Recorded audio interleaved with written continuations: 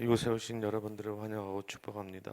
오늘 말씀, 욥기의 말씀을 토대로 저희들과 이제 새롭게 시작하는데 성경 통독이나 이런 걸 통해서 여러분들이 조금 어렵고 힘들지라도 포기하지 않는 저와 여러분 되시기를 소망합니다. 욥기의 말씀을 보면 욥기는 주제가 아이러닉이라는 말로 시작이 되어 됩니다. 1장과 2장에서는 하나님께서 정말 형통함에 있는 그리고 의롭고 완전한 자로서 하나님께서 사랑하는 자로 이야기를 시작합니다. 그렇지만 그가 하나님께서 시험을 통하여서 그가 어려움을 당하게 되고 주위에 있는 세 친구가 모여서 이제 욥과 대화하는 가운데서 욥이 얼마나 죄인이고 못됐고 악하게 살았는지에 대한 이야기들이 나옵니다. 그 이야기 속에서 욥은 자기의 이야기들을 항변하고 하나님의 말씀을 기다리며 하나님께서 나타나 주시기를 바라는 것이 욥의 전체적인 이야기입니다. 그런데 중요한 것은 욥은 1장이나 끝의 1장이나 다 똑같이 어떤 이야기들을 했냐? 하나님께서 꼭 응답해 주시는 것 같지만 우리의 뜻대로 응답해 주지 않는 모습들을 보여주고 있다는 것입니다. 하나님께서는 우리가 원하는 대로, 하나님께서 우리가 뜻하는 대로, 하나님께서 우리가 바라고 원하는 대로 주시는 것이 아니라 하나님께서는 하나님의 뜻대로 이루어 주신다라는 것을 강력하게 보여주시고 있다라는 것입니다. 이것은 우리 인간이 하나님을 조종할 수 없다라는 것을 보여주고 있는 것이에요. 하나님은 자판기가 아니에요. 하나님은 우리가 동전을 넣는다고 해서 무엇을 먹고 싶다고 해서 그것을 누른다고 해서 나오는 음료수의 자판기가 아니라는 것이에요. 하나님은 하나님께서 결정하고자 원하시는 것을 이루시는 분이 하나님이시다라는 것을 오늘 말씀을 보면서 이야기가 흘러나오는 것입니다. 그래서 여러분들이 욥기서를 통독하실 때 기억하셔야 될 것은 무엇이냐? 내 뜻이 아니라 누구의 뜻이요? 하나님의 뜻이 우리의 삶에 이루어지는 것이 가장 중요합니다. 그래서 이런 배경 지식을 가지고 여러분들이 성경을 읽을 때 하나님께서 욥기서를 통하여서 우리에게 시험거리나 우리에게 마음에 들지 않는 말씀이 있지라도 그 말씀을 통하여서 은혜를 받는 저와 여러분 되시기를 소망합니다. 우리가 읽으면서 조금 힘들어하는 부분이 이 내용이죠. 바로 욥의 세 친구들과의 대화의 이야기입니다. 세 친구의 이 대화의 내용들이 너무나 비슷하고 똑같아 보이지만 그 내용들이 계속적으로 반복한 내용처럼 들리게 됩니다. 그래서 욥의 친구들은 욥을 정죄하고 책망하는 대로 나름대로의 뚜렷한 기준을 가지고 가치관을 가지고 그를 비난하게 됩니다. 친구 첫 번째 엘리바스는 자기의 경험적인 지식을 가지고 이제 욥을 비난하게 됩니다. 그래서 한 문장으로 요약하면 이래요. 죄를 지었으면 죄의 벌을 받는다. 빌닷은 어떻게 정죄를 하게 됐냐? 전통을 가지고 욥을 정죄하게 됩니다.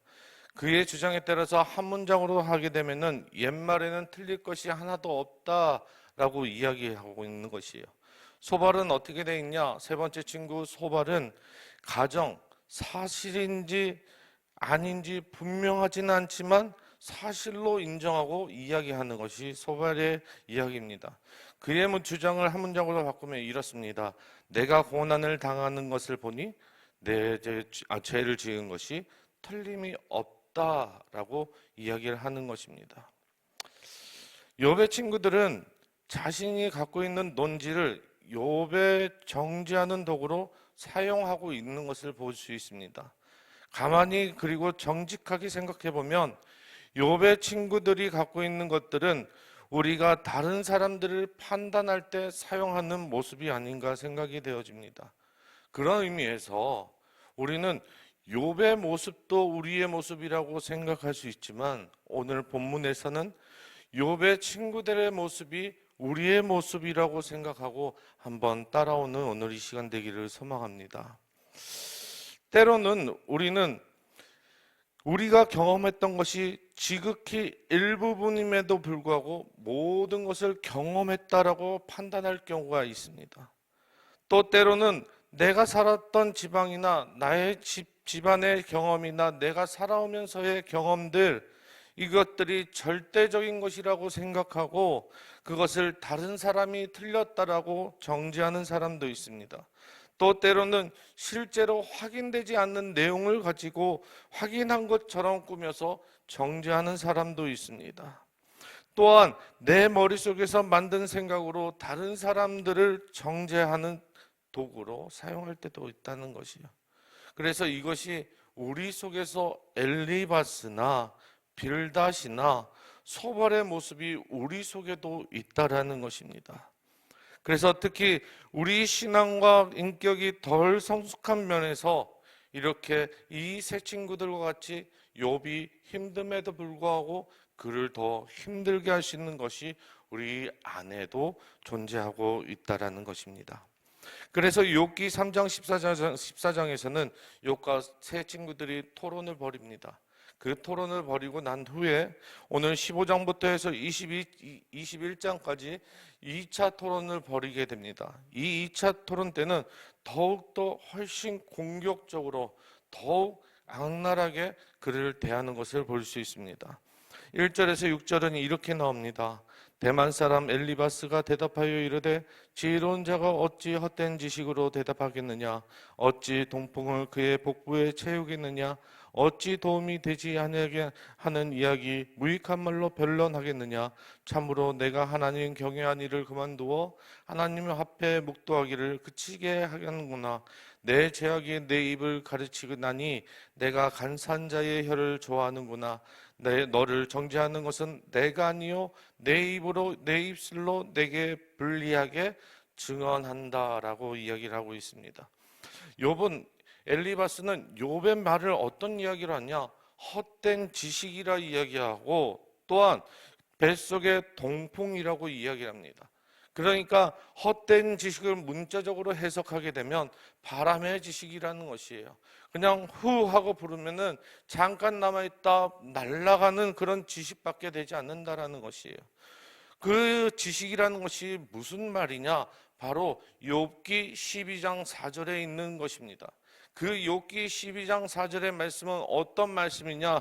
바로 하나님의 대답을 기다리는 욥이 너의 말이 헛된 지식과 같다라고 이야기하는 것이에요. 너는 지금 하나님 때문에 벌을 받고 있고 하나님의 징벌을 받고 있고 너는 악인이고 더러운 사람이라고 너의 이 이야기들을 하고 있는데 그럼에도 나는 뭘 기다린다고요? 하나님의 대답을 기다리고 있기 때문에 나는 잠잠히 기다릴 것이야 라고 이야기했지만 엘리바스는 그런 것들 다 헛된 바람과 같은 거야. 너한테는 지금 필요가 없어. 너는 죄인이고 너는 문제가 있는 사람이기 때문에 너는 정죄를 받고 있는 것이야 라고 이야기를 하고 있는 것입니다. 그리고 두 번째는 뭐라 했죠? 뱃속에 동풍을 채우는 것 같다라고 이야기를 합니다. 이 동풍이라는 것은 팔레스타인의 뜨거운 바람을 이야기합니다. 그냥 뜨거운 바람이 있는 것이 아니라 뜨거운 바람이 오면은 메뚜기 떼가 나타나서 그 지역에 있는 모든 것을 갉아먹는 바람이라고 이야기를 하는 것입니다. 다시 이야기하면 이 말은 우리에게 있어갖고 그냥 단순히 내뱉는 말 같지만 너의 말이 아무것도 남기지 않고 파괴적인 말밖에 되지 않는다라고 이야기하는 것이 바로 엘리바스가 욥에게 이야기하는 이 내용입니다. 이 말을 들으면서 우리는 세상에 살면서 기준을 올바르게 살아야 합니다. 세상 사람들이 우리가 하나님을 위해서 하나님께 예배드리고 하나님의 기다림을 기다리는 이 시간 너무나도 귀중하고 소중합니다. 우리가 새벽에 나와서 기도하고 예배드리는 시간 지키는 건 너무나 소중합니다. 그러나 세상 사람들은 우리로 하여금 그것을 지키지 못하게 만드는 것이 그들입니다. 우리에게 진짜 중요한 것은 하나님의 대답을 기다리는 시간이 우리에게는 정말로 필요하다라는 것이에요. 하나님의 말씀을 기다리신 적이 있으십니까? 하나님의 기도의 응답을 듣기 위해서 여러분들이 묵묵히 기도하며 그 오랜 시간을 기다려 보신 적이 있으십니까? 성경에는 많은 사람들이 있습니다. 성경에 많은 사람들은 하나님을 뵙기 위해서, 하나님의 음성을 듣기 위해서, 하나님의 말씀을 받기 위해서 기다렸던 사람들이 무수하게 나옵니다. 그런데 그들의 특징은 무엇이냐? 신실하게 하나님을 기다리며 믿음을 가지고 세상에 그 어떤 말을 할지라도 그들은 끝까지 그 말씀을 붙잡고 나아갔다라는 것이. 노아의 방주를 보십시오. 노아의 방주에 있을 때 누구도 그 한 명도 그를 칭찬하는 사람이 없었습니다. 그럼에도 불구하고 그것을 붙잡고 나아갔을 때 하나님께서 하나님의 일을 이루시고, 하나님의 일을 이루실 때 하나님께서는 그들의 가족을 들어 사용하여 주시고 높여 주셨다라는 것입니다. 우리 8절과 9절에서 10절까지 이제 이야기를 하고 있는데요. 8절과 9절이 아니라 14절에서 16절을 한번 제가 읽어보겠습니다. 우리 다 같이 한번 읽어보겠습니다. 엘리바스의 말입니다. 14절에서 16절 시작. 사람이 어찌 깨끗해지느냐? 여인에게서 난 자가 어찌 의롭겠느냐? 하나님은 거룩한 자들을 믿지 아니하시나니 하늘이라도 그가 보시기에 부정하거든. 하물며 악을 저지르기를 물 마신같이 하는 가증하고 무패한 사람은 용납하겠느냐? 다시 얘기하면요, 엘리바스는 하나님께서는 인간들을 믿을 만한 존재가 못 된다라고 생각을 하시는 것이에요. 우리에게도 이런 모습이 있지 않습니까? 우리 자녀를 보면은 그렇지 않으신가요? 여러분, 우리 자녀들이 만약에 성적표를 들고 왔습니다. 그 성적표를 들고 왔는데 모든 게 다 수였어요. 수였는데 하나가 가였어요. 그러면 여러분들 눈에서 칭찬이 먼저 나오십니까? 아니면 몽둥이부터 먼저 나가십니까? 뭐부터 나가죠? 몽둥이부터 나가죠. 우리는 제일 못한 것부터 바라보게 되어 있습니다. 그것이 우리 습성인 거예요. 우리는 여러 가지들을 다 잘했어도 이 한 가지 때문에 이 아이들을, 우리가 사랑하는 아이들을 우리는 괴롭게 하고 힘들게 할 때도 많다라는 것이에요. 우리 하나님 믿음의 사람도 역시 그렇습니다.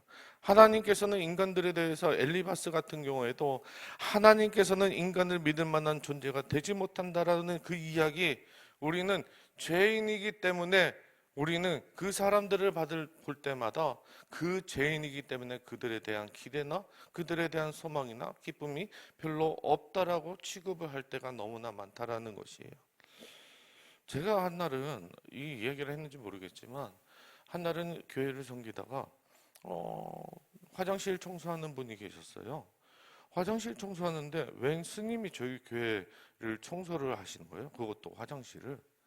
그래서 이상하다. 그러고는 저기 사무실에 갔다가 나왔는데 아직도 청소를 하시길래 딱 아내를 봤더니 우리 교회 집사님이 청소를 하고 계신 거예요. 절복을 입고. 그러면 제가 거기다 대놓고 뭐라고 해야 될까요? 아니죠. 그건 전혀 상관이 없는 거예요. 그 마음이 기쁨으로 하나님께 찬양하기 위해서 그거를 하기 위해 하는 것이에요. 그분이 조계종에서 쭉 계시다가 예수님만 믿겠다라고 해서 이게 넘어오신 분이었어요. 넘어온 지 한 달밖에 되지 않았던 분이에요. 그러다 보니까 이 봉사해야 되는데 봉사할 때 옷이 없으니까 그냥 절복을 입고 오신 거예요. 위아래로 회색으로. 그래서 거기서 청소를 하니까 사람들이 수근수근 이렇게 하죠. 왜? 이렇게 교회 오는데 어떻게 저런 옷을 입고 왔을까? 어떻게 하면 저렇게 할 수 있을까? 근데 그게 중요한 게 아닌 것 같아요.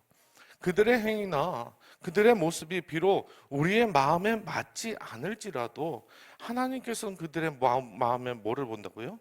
중심을 보신다는 거예요. 겉에도 중요하겠지만 그들의 심령에 중요한 것은 그들의 마음에 있다는 것이에요. 우리 아이들한테도 똑같습니다. 우리 아이들이 공부할 때도 그 아이들에 대해서 얼마나 열심히 했고 얼마나 노력했고 얼마나 수고했는지를 먼저 위로해주고 축복해주는 우리 부모님들 되기를 소망합니다. 비록 뭔가 부족해 보일 수도 있어요. 저도 그렇잖아요. 뭔가 부족해 보일 수 있어요. 어떤 사람이든 부족해 보일 수 있어요. 그러나 그 부족함 속에서 그들을 비난하거나 공격하는 것이 아니라 그들을 위해서 축복해주고 세워주고 더 나아갈 수 있는 저와 여러분 되시기를 소망합니다. 그래서 엘리바스는 17절에서 35절까지의 말씀 중에 하나님을 믿음에도 불구하고 10가지를 저주하는 모습을 나타내고 있습니다. 몇 가지요? 10가지를 저주하고 있어요. 첫 번째는 이렇게 나옵니다. 그의 일평생에 고통을 당한다. 두 번째는 포악자의 횟수를 정해졌으므로 잔인하게 너희들이 살아온 사람들은 죽는 날까지 형벌을 얻게 될 것이다. 세 번째는 그 귀에 무서운 소리가 끊이지 않겠다. 다시 얘기하면 피해 보복의 소리가 끊이지 않겠다라는 것이에요. 네 번째는 그가 평안할 때 멸망시키는 자가 그에게 이르겠다. 심판이 이제 다가오겠다라는 거죠. 그리고 그가 어두운 데서 나오지를 않겠다. 늘 숨어 다니는 인생이 되겠다. 칼날이 숨어서 기다린다라고 얘기했는데 이것은 칼날이 목숨을 위협하고 있다라는 것이에요. 그리고 그는 헤매며 음식을 구하여 이르기를 어디에 있느냐. 이 말은 조금 제가 이 성경 다른 번역을 봤더니 이렇게 나와 있어요. 죽는데 무엇을 먹을 것을 찾느냐라는 뜻이에요. 그리고 다음 것은 흑암날에 가까운 줄을 스스로 알라. 이 말은 더 이상 너희들의 앞날은 없다라는 것이요. 그리고 환난과 역경이 그를 두렵게 한다. 그리고 마지막에 싸움을 준비한 왕처럼 그를 쳐서 이기게 한다라는 것입니다. 악인은 두려움과 환난, 역경을 인해서 이렇게 10가지의 저주를 퍼부으며 욥에게 이야기를 하게 됩니다. 중요한 것은 엘리바스는 이미 욥을 죄인으로 확인했습니다. 그 죄인으로 했을 때 나의 가진 경험을 통하여서 그가 판단을 하는 것입니다. 이것이 우리에게는 참 위험한 일입니다. 어떠한 증거도 아니라 나의 경험으로 그를 판단하는 모습이 하나님께서는 그 모습을 원치 않으셨다라는 것이에요. 나의 생각과 하나님의 생각이 갭이 틀리다라는 것이에요. 그래서 우리는 그 사람에 대해서 정죄하거나 비난하는 것보다 그들을 위해서 키워주고 자라날 수 있게 격려해 주는 것이 중요하다라는 것이에요. 저도 여기 이 자리에 서 있지만 저도 어떤 한 분을 만나지 아니했으면 저는 이 자리에 서지 못했을 거라 생각이 되어집니다. 제가 고등학교 때 교회 선생님이 계셨는데 그 어장수 선생님 말고 이제 원천 침례교회에 지금 목사님으로 계신 원모 땡땡 목사님이라는 분이 계십니다. 그분이 원래 공군 파일럿 출신이셨어요. 파일럿 출신이었고 장래가 유망하였고 여러 가지 준비를 하는 가운데 그가 기도하는 마음에 소원하는 것이었으니 그건 무엇이냐, 본인이 목회자가 되게 돼서 우리 어린아이들을 위해서 사역을 해야 되겠다라는 마음이 크게 감동이 왔었어요. 그러던 와중에 저희들이 그때 처음으로 맡았던 반이 저희의 반이었어요. 저희의 반은 그닥 상태가 좋지 못했습니다. 애들이 머리가 그때 그렇게 좋지 않았어요. 제가 봐도 그랬어요. 옛날에 H.O.T 아시나요? 아시나요? 안다면 안다고 얘기죠. H.O.T 있을 때 그때 형형 색깔로 바지 입고 막 그럴 때 꼴보기식 바지 엉덩이에 걸치고 돌아다니던 애들 있잖아요. 그런 애들이 천지였어요. 여기 분들도 한두 분 계시나요? 그런 것 같아요. 그렇게 다니는 친구들이었어요. 근데 그 집사님은 그거 가지고 비난하거나 손가락하거나 걔네들을 뭐라 하는 것이 아니라 그래, 그럴 수도 있어. 그렇지만 하나님께서 너를 사랑하시고 너를 품어줄 수 있어. 그래, 그럼에도 불구하고 너가 예배 나온 것이 중요해. 그래, 너가 이름에도 불구하고 너가 말씀 읽었다. 와, 넌 정말 대단해. 이런 칭찬 속에서 우리들을 계속적으로 독려해 줬습니다. 그리고 케이크도 사와서 본인이 모든 것을 대접하면서 우리 친구들과 저를 계속적으로 섬겨주기 시작했습니다. 아이들이 시간이 지나면서 그들이 어떻게 됐을까요? 그들이 교회에 남아서 신앙생활하고 예수님을 따라가는 삶으로 바뀌게 됐다는 것이에요. 만약 그곳에서 그 아이들을 비난하고 욕을 하고 너희들은 이게 뭐야? 너희들 서봐. 너희들 이거 핑크색 바지 뭐야? 너 털모자 또 뭐야? 벗어. 이랬으면 어떻게 했을까요? 그들은 다시 교회로 돌아오지 않았을 것입니다. 그런데 그 가운데서도 그들을 비난하고 정죄하는 것이 아니라 그들을 품어주고 그들을 맞이했을 때 그들의 영혼들이 다시금 주님 앞에 서 있는 줄을 믿게 됩니다. 하나님을 대적하는 사람, 하나님의 겉으로는 믿는 것 같지만 하나님의 사랑이 우리에게 꼭 필요로 합니다. 그 하나님의 사랑으로 인해서 우리가 엘리바스나 빌닷이나 소발과 같이 다른 사람을 정죄하기보다는 우리 속에서 하나님의 뜻이 온전하게 일어나기를 소망합니다. 그래야지 우리 주위에 있는 사람들이 자라나고 함께 성장하고 함께 달려갈 수 있는 줄 믿습니다. 그리고 한 가지만 말씀을 더 붙이도록 할게요. 우리 자녀를 제일 사랑해 줄 수 있는 사람은 누구라고 생각하셔요? 엄마 아빠예요. 엄마 아빠. 이 세상에서 이런 얘기 하는데 우리 아이들 때문에 죽겠어요 라는 사람들이 많아요. 근데 가만히 생각해보고 저는 기도하다가 이런 생각이 들더라고요. 이 아이들이 만약에 밖에 가 있을 때 누구의 사랑을 받겠습니까? 없어요. 이 아이들을 정죄한다면 부모님이 정죄를 할 수 있겠죠. 크게 정죄를 할 수 있겠죠. 그러나 반대로 이 아이를 가장 사랑해주고 이 아이를 위해서 기도해주고 이 아이들을 위해서 눈물로 기도해 줄 수 있는 곳은 누구밖에 없나요? 우리 부모님밖에 없다라는 거지. 그래서 우리가 가지고 있는 어떤 틀이나 방법이나 그런 것들을 잠시 내려놓고 그들을 향하여 지금 아파하고 힘들어하고 괴로워하는 문제들에 대해서 한번 바라보고 그들을 위해서 기도해주고 안아주는 오늘 하루가 되기를 소망합니다. 전화 한번 넣어보세요. 이놈 새끼 너 왜 전화 안 해? 이러지 마시고 우리 아들, 딸 너무나 보고 싶어. 그래도 목소리가 듣고 싶고 한번 너를 위해서 기도해 줄게. 기도해도 될까? 그래. 네. 널 위해서 기도해 줄 수 있는 건 엄마밖에 없어. 아빠밖에 없어. 한번 기도해 줄게. 그런 오늘 이 시간 되기를 소망합니다. 엘리바스나 소박과 빌닷과 같이 비판하고 비난하는 사람이 아닌 하나님께서 품어주시고 하나님의 마음을 온전히 아는 저와 여러분 되시기를 소망합니다. 제가 말씀을 마치며 잠깐 기도하도록 하겠습니다. 하나님 아버지 감사합니다. 우리가 오늘 말씀을 통해서 주님께 나아가며 우리의 정죄된 모습이 아니라 하나님의 사랑을 아는 거로 우리가 기도하는 우리 자녀들을 위해서 기도하고 나아가는 저희들 될 수 있도록 인도하여 주시옵소서. 주님, 우리가 간절히 원합니다. 그 어떤 것보다도 주님의 말씀에 순종하는 거로 주의 사랑을 깨닫게 알게 하여 주시고 주님께서 우리에게 주신 그 사랑으로 인하여 우리가 끊임없이 나아가며 우리가 주의 사랑을 품을 수 있도록 인도하여 주시옵소서. 이 모든 말씀 우리를 사랑하신 예수님의 이름으로 기도드렸습니다. 아멘.